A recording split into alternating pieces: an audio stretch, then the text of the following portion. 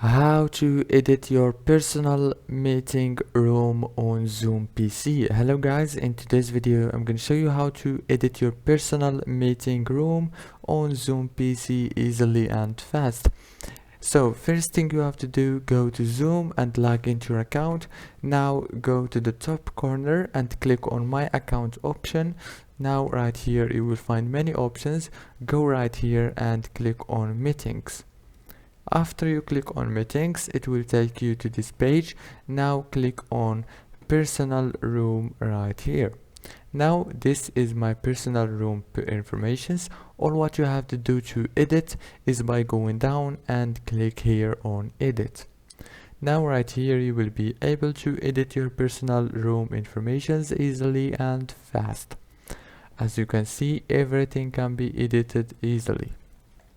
After you finish editing, click save.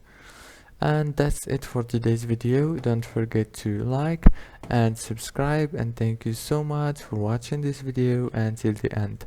See you later.